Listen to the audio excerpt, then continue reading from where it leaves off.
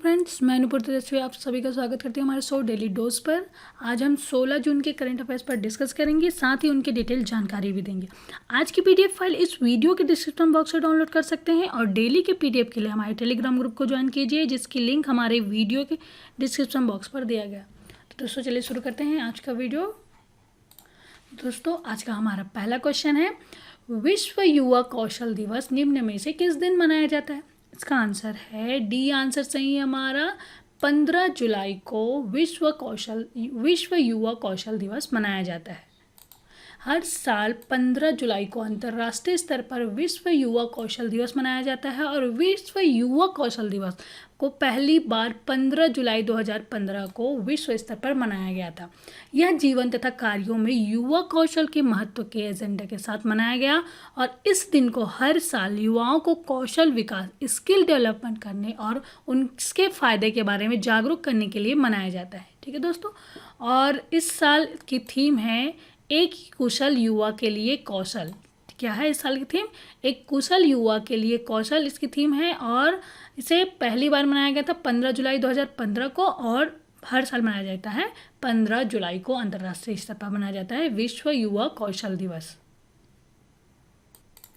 तो दोस्तों importance day के बारे में बात हो रही है, तो 1 जुलाई को राष्ट्रीय चिकित्सक दिवस मनाया गया था, साथ ही राष्ट्रीय सीए दिवस भी 1 जुलाई को मनाया गई और राष्ट्रीय डाक कर्मचारी दिवस भी 1 जुलाई को मनाया गया। ओके, और 2 जुलाई को विश्व यूएफओ दिवस और विश्व खेल पत्रकार दिवस भी मनाया गया 2 जुलाई को। ठीक, और 4 जुलाई को मनाया गया धम्मचक्र दिवस और अंतर्राष्ट्रीय सहकारिता दिवस मनाया गया कब? 4 जुलाई को। 7 जुलाई को विश्व चॉकलेट दिवस मनाया गया और 10 जुलाई को राष्ट्रीय मत्स्य कृषक दिवस मनाया गया। ठीक है दोस्तों, और 11 जुलाई को विश्व जनसंख्या दिवस मनाया गया।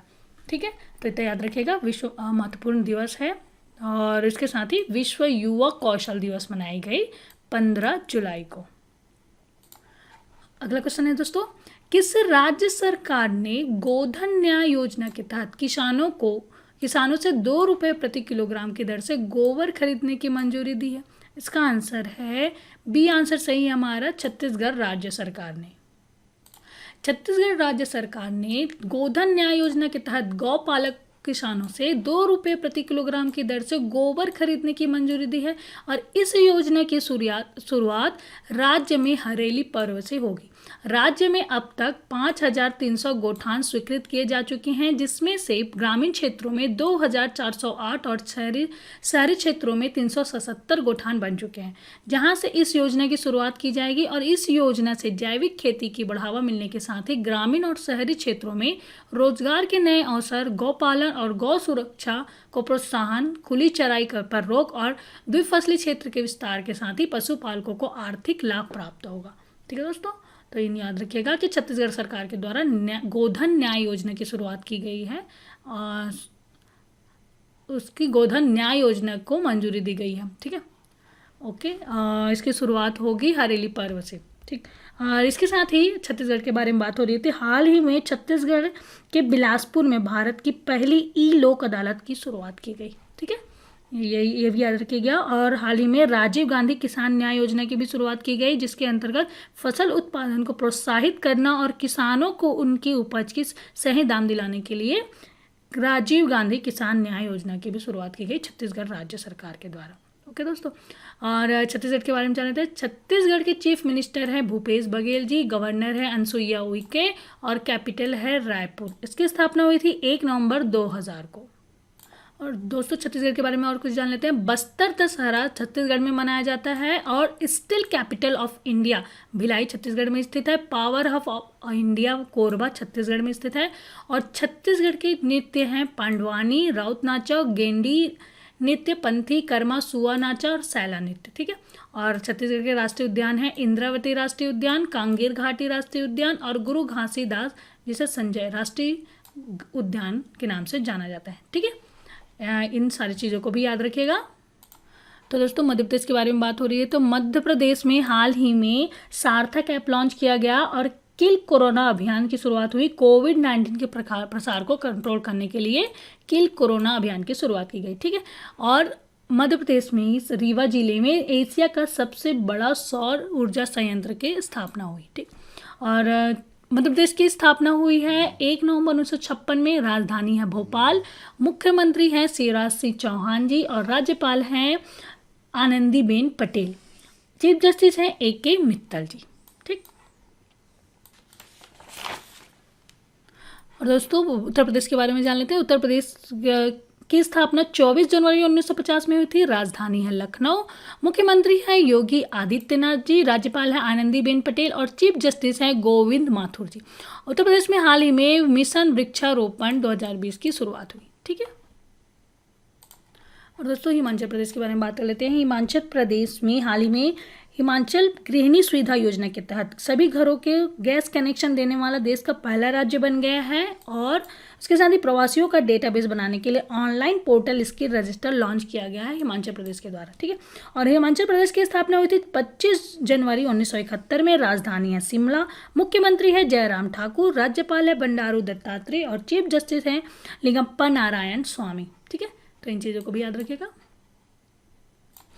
चलिए आगे बढ़ते हैं। अगला क्वेश्चन है हमारा, हाल ही में किस IIT संस्था ने शुद्ध नामक एक अल्ट्रा वायलेट सैनिटाइजिंग उत्पाद विकसित किया है? इसका आंसर है सी आंसर सही है हमारा IIT कानपुर ने।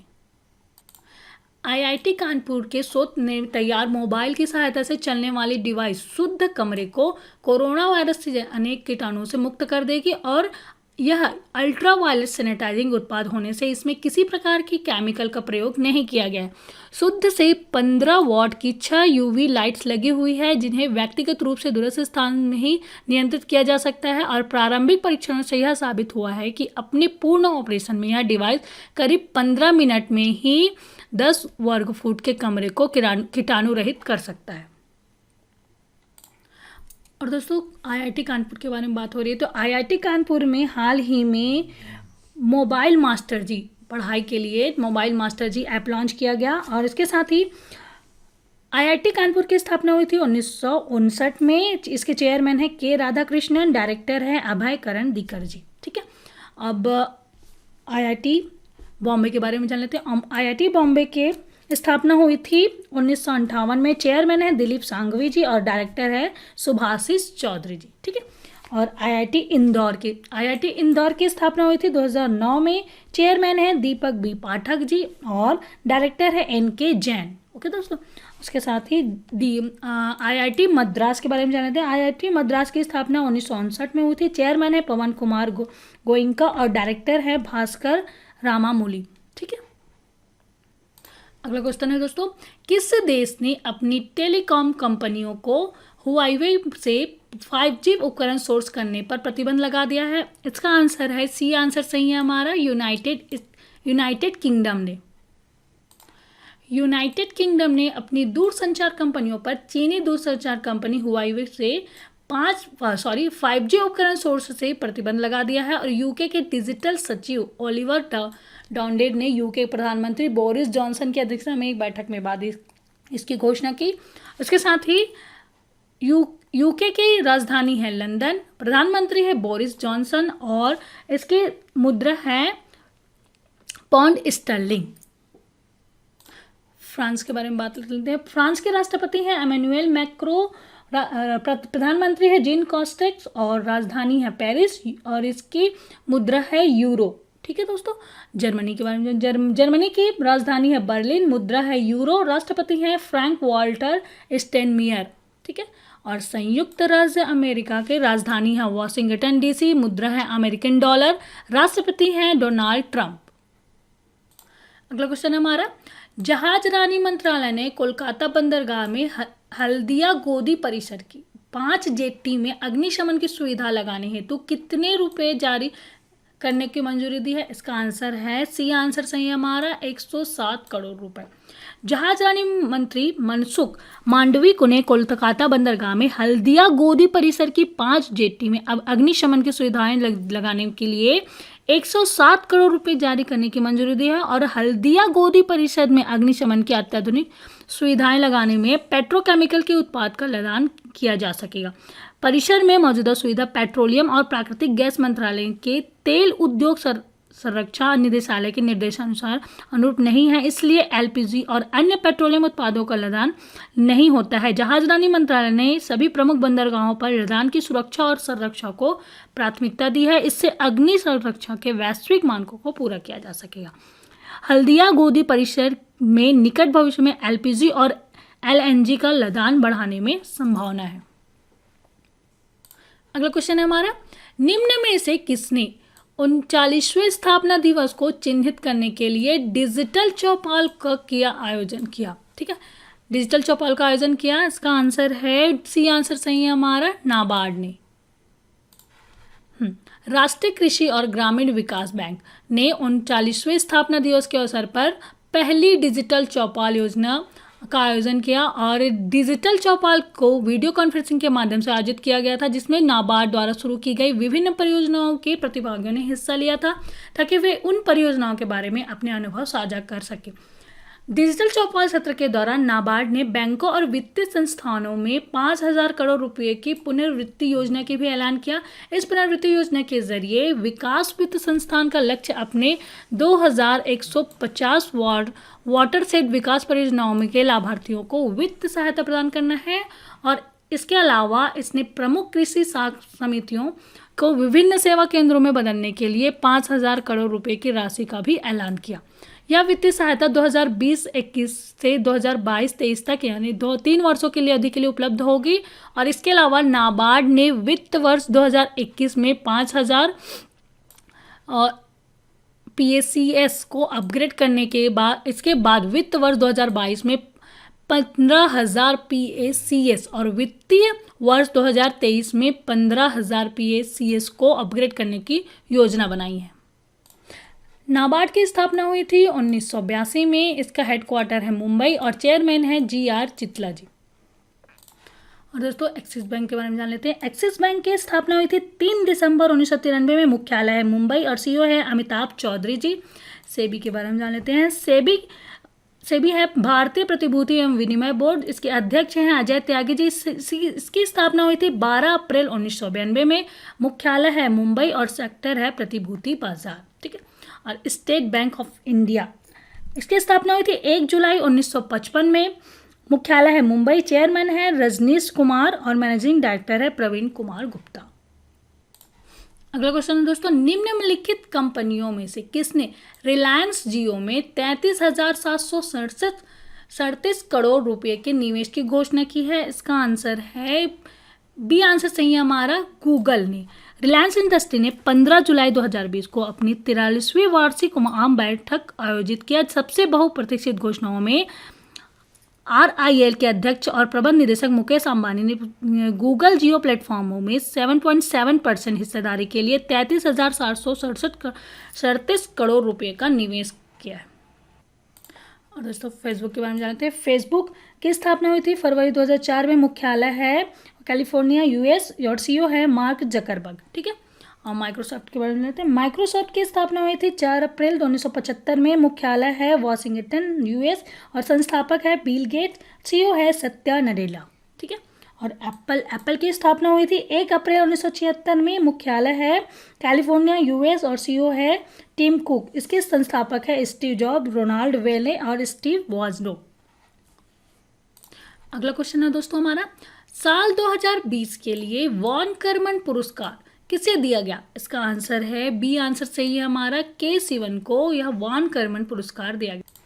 भारतीय अंतरिक्ष अनुसंधान संगठन इसरो के प्रमुख कैलाश वडुई-सिवन को इंटरनेशनल एकेडमी ऑफ एस्ट्रोनॉमिक्स के वॉन कर्मन पुरस्कार 2020 के लिए चुना गया है। और वॉन कर्मन पुरस्कार को IAA के सर्वोच्च सम्मान के रूप में जाना जाता है। डॉक्टर के सिवन को मार्च 2021 में पेरिस फ्रांस में इस पुरस्कार से सम्मानित किया जाएगा। ठीक है। और professor Udupi Ramachandra Rao von Karman पुरस्कार पाने वाले पहले भारतीय थे। उन्हें यह पुरस्कार साल 2005 में प्रदान किया गया था, जबकि उनके बाद डॉक्टर कृष्णा स्वामी कस्तूरी रंगन को 2007 में वॉन कर्मन पुरस्कार से सम्मानित किया गया। ओके दोस्तों, और वॉन कर्मन पुरस्कार के बारे में जान लेते हैं। इंटरनेशनल एकेडमी ऑफ एस्ट्रोनॉमिक्स की स्थापना संगठन के पहले अध्यक्ष वॉन कर्मन ने की थी, जो अंतरिक्ष में सीमाओं का विस्तार करने के लिए प्रतिबद्ध है। वॉन कर्मर पुरस्कार की शुरुआत 1982 में की गई थी। यह अकादमी का प्रमुख पुरस्कार है। यह राष्ट्रीयता या लिंग की सीमा को पार करके विज्ञान के किसी भी शाखा में आजीवन उपलब्धियों को चिन्हित करने के लिए हर साल दिया जाता है और यह पुरस्कार अकादमी के संस्थापक और प्रथम अध्यक्ष के सम्मान में दिया जाता है, जो सर्वोच्च अंतर्राष्ट्रीय प्रतिष्ठा में वैज्ञानिक है। और दोस्तों, हाल ही में ग्रेट इमिग्रेंट 2020 का अवार्ड भारतीय लेखक सिद्धार्थ मुखर्जी को दिया गया और डायना पुरस्कार 2020 दिया गया प्रिया ठकराल और नीरज मुर्मू को। ठीक है, और इसके साथ ही रेस अक्रॉस अमेरिका जीते थे लेफ्टिनेंट कर्नल भारत पन्नू ने, और इसके साथ ही प्रोफेसर पीसी महानोबिस आधिकारिक पुरस्कार दिया गया डॉक्टर चक्रवर्ती रंगराजन जी को। ठीक, और कॉमनवेल्थ शॉर्ट स्टोरी प्राइज 2000 पुरस्कार दिया गया कृतिका पांडे को। चलिए आगे बढ़ते हैं। अगला क्वेश्चन है हमारा, मानव संसाधन विकास मंत्रालय ने डॉक्टर अनीता भटनागर को कितने वर्ष के लिए नेशनल बुक ट्रस्ट के बोर्ड ऑफ ट्रस्टी में नामित किया है? इसका आंसर है 3 वर्ष के लिए। सी आंसर सही है हमारा, 3 वर्ष के लिए किया है। मानव संसाधन विकास मंत्रालय ने प्रदेश की पूर्व अपर मुख्य सचिव डॉक्टर अनीता भटनागर को नेशनल बुक ट्रस्ट के बोर्ड ऑफ ट्रस्टी में 3 वर्ष के लिए नामित किया है और डॉक्टर अनीता भटनागर के अतिरिक्त देश के 13 अन्य लेखक व साहित्यकार बोर्ड में शामिल किए गए हैं। डॉक्टर अनीता भटनागर के अब तक 50 से अधिक विविध प्रकार के लेखन प्रकाशित हो चुके हैं। इनके द्वारा मुख्यतः बच्चों के लिए पर्यावरण व नैतिकता को केंद्र कहानियाँ लिखी गई है। इनके प्रशासनिक अनुभव पर आधारित है। चलिए आगे बढ़ते हैं। अगला क्वेश्चन है, BCCI board of Control for Cricket in India ने पिछले हफ्ते राहुल जौहरी का इस्तीफा स्वीकार करने के बाद किसको बीसीसीआई का अंतरिम सीईओ नियुक्त किया है? इसका आंसर है डी आंसर सही है हमारा, हेमंग अमीन को। बीसीसीआई के पूर्व सीईओ राहुल जौहरी ने पिछले दिनों अपने पद से इस्तीफा दे दिया था और राहुल जौहरी को 2016 में बीसीसीआई के सीईओ के रूप में नियुक्त किया गया था। अब शशांक मनोहर निकाय के अध्यक्ष थे और हेमांग अमीन फिलहाल इंडियन प्रीमियर लीग आईपीएल के संचालक समिति में शामिल है। वे आईपीएल के सीईओ हैं और अमीन चर्चित इंडियन प्रीमियर लीग के मौजूदा चीफ ऑपरेटिंग ऑफिसर हैं। 2017 से ही आईपीएल के ऑपरेशन का काम देख रहे थे। ठीक, उसके साथ ही Board of Control for Cricket in India के अध्यक्ष हैं सौरव गांगुली जी, सचिव हैं जैसा, मुख्यालय है मुंबई और इसकी स्थापना हुई थी दिसंबर 1928 में। अगला क्वेश्चन है हमारा, श्री हेमंत हरिश्चंद्रन कोटालवार को किस राज्य में भारत के अगले राजदूत के रूप में नियुक्त किया गया है? इसका आंसर है ए आंसर सही है हमारा, चेक गणराज्य में। ठीक है, श्री हेमंत हरिश्चंद्र कोटालवार को वर्तमान में एनएससीएस के प्रतिनियुक्ति पर संयुक्त सचिव हैं। उन्हें चेक गणराज्य में भारत के अगले राजदूत के रूप में नियुक्त किया गया है और इसके साथ ही चेक गणराज्य की राजधानी है प्राग, मुद्रा है चेक कोरुना, राष्ट्रपति हैं मिलोज ज़ेमैन, प्रधानमंत्री है आंद्रेस बसीस। ठीक है, और इसके साथ ही तुर्कमेनिस्तान के बारे में जान लेते हैं। तुर्कमेनिस्तान में हाल ही में भारत के अगले राजदूत डॉक्टर विधु पी नायर को चुना गया है और उसके साथ ही तुर्कमेनिस्तान की राजधानी है अज़गाबाद, मुद्रा है तुर्कमेनिस्तान मैनाट, राष्ट्रपति हैं गुरबंगुल बर्दी मुहामेदोव। अगला क्वेश्चन है हमारा, हाल ही में सर्वोच्च न्यायालय ने केरल के तिरुवनंतपुरम में किस प्रसिद्ध मंदिर के प्रशासन में त्रावणकोर रियासत के पूर्ववर्ती शाही परिवार के अधिकारों को बरकरार रखा है? इसका आंसर है डी आंसर सही है हमारा, श्री पद्मनाभ स्वामी मंदिर में। पद्मनाभ स्वामी मंदिर केरल के तिरुवनंतपुरम में स्थित है। भगवान श्री विष्णु के प्रसिद्ध मंदिर है और भारत के प्रमुख वैष्णव मंदिरों में शामिल एक ऐतिहासिक मंदिर तिरुवनंतपुरम में अनेक पर्यटन स्थलों में से एक है। ठीक है दोस्तों, उसके साथ ही केरल के बारे में बात हो रही है तो केरल की स्थापना हुई थी 1 नवंबर 1956 में। राजधानी है तिरुवनंतपुरम, मुख्यमंत्री है पिनारियाई विजयन, राज्यपाल है आरिफ मोहम्मद खान और चीफ जस्टिस हैं एस मनी कुमार। अगला क्वेश्चन है हमारा, पुस्तक his holiness the 14th Dalai Lama and illustrated biography के लेखक कौन है? इसका आंसर है सी आंसर सही है हमारा, तेंजिंग ग्याते तेथोंग।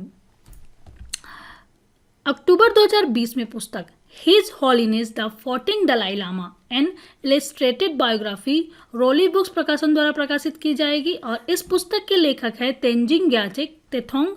इस पुस्तक में लगभग 400 तस्वीरों के साथ आध्यात्मिक नेता के निजी संदेशों को भी शामिल किया गया है। इसमें दलाई लामा के आरंभिक वर्षों से लेकर कम्युनिस्ट चीन के साथ बाद में बिगड़े हुए संबंधों का भी विवरण दिया गया है।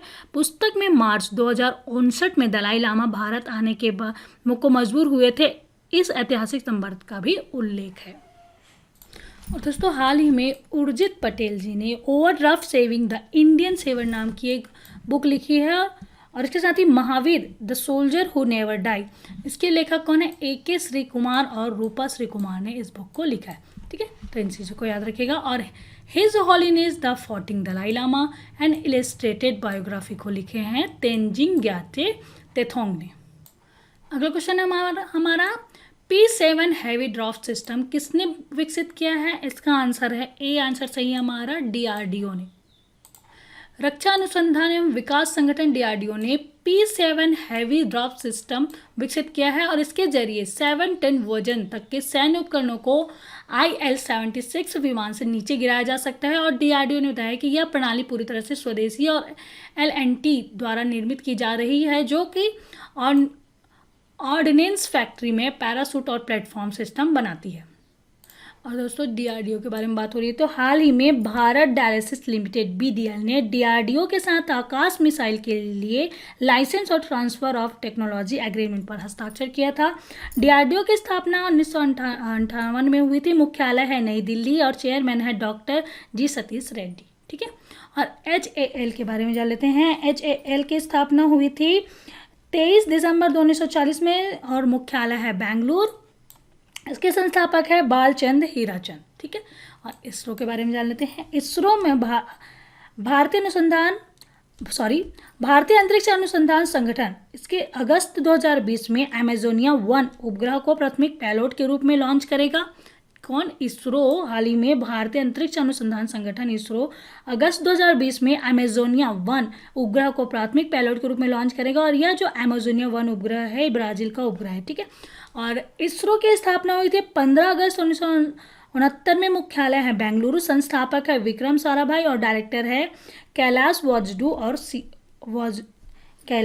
शिवम।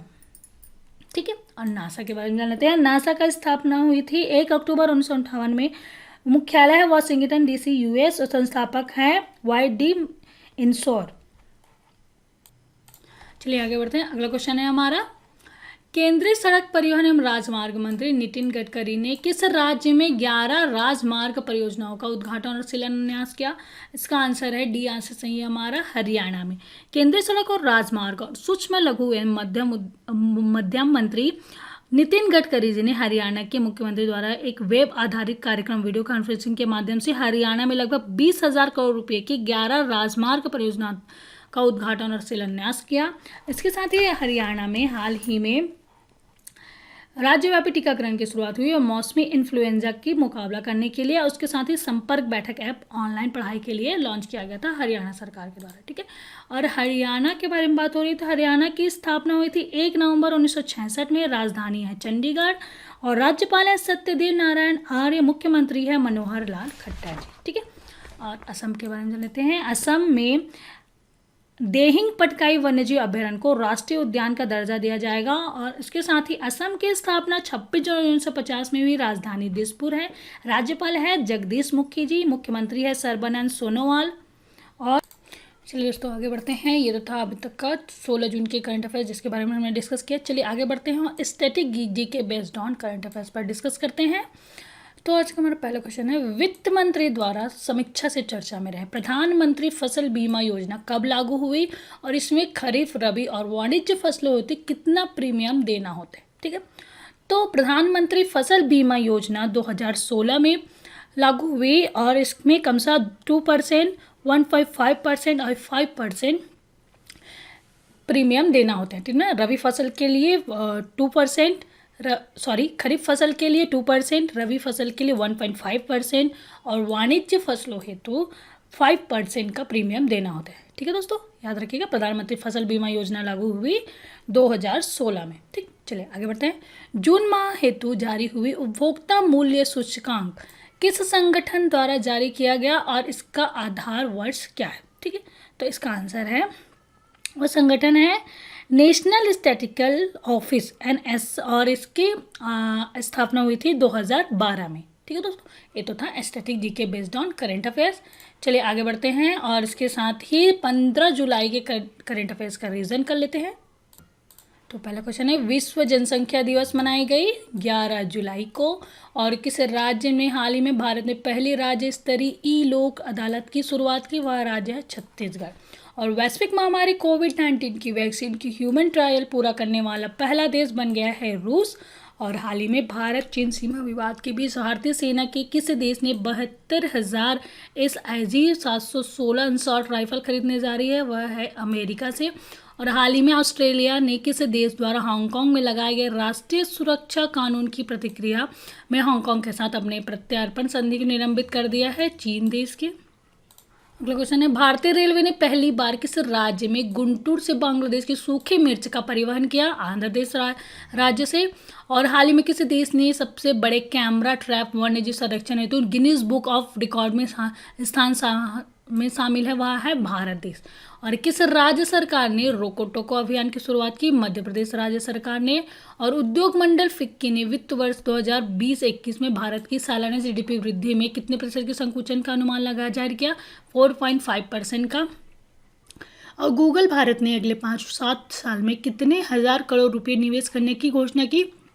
75,000 करोड़ रुपए निवेश करने की घोषणा की। और किस दिग्गज हॉकी खिलाड़ी ने मोहन बागान लाइफ टाइम अचीवमेंट पुरस्कार के लिए हाल में सम्मानित किया जाएगा? उनका नाम है अशोक कुमार जी को। और आंद्रेज डूडा किस देश के राष्ट्रपति चुने गए? पोलैंड के राष्ट्रपति चुने गए। और डॉक्टर विधु पी नायर को किस देश के भारत के अगले राजदूत के रूप में नियुक्त किया गया? तुर्कमेनिस्तान में। और हाल ही में भारत की कौन सी सबसे बड़ी बिजली उत्पादक कंपनी CII-ITC सस्टेनेबिलिटी पुरस्कार 2019 जीता है? NTPC लिमिटेड ने। ठीक है, और उस व्यक्ति का नाम बताइए जिसने ऑस्ट्रिया के स्पीलबर्ग में रेड बुल रिंग में स्टाइलिश ग्राप्री 2020 जीती? लुइस हैमिल्टन ने। तो दोस्तों ये तो था 15 जुलाई के करंट अफेयर्स का। तो दोस्तों आज 16 जुलाई के करंट अफेयर्स को डिस्कस किया। आज का वीडियो कैसा लगा प्लीज़ कमेंट करके बताइए। अच्छा लगे तो लाइक कीजिए, ज़्यादा से ज़्यादा अपने दोस्तों को शेयर कीजिए। अभी तक आपने हमारे चैनल को सब्सक्राइब नहीं किया है तो प्लीज़ सब्सक्राइब कीजिए और डेली के नोटिफिकेशन के लिए बेल आइकॉन को प्रेस कीजिए। तो दोस्तों कल फिर मिलते हैं एक नए वीडियो के साथ, तब तक के लिए good day, bye, thank you.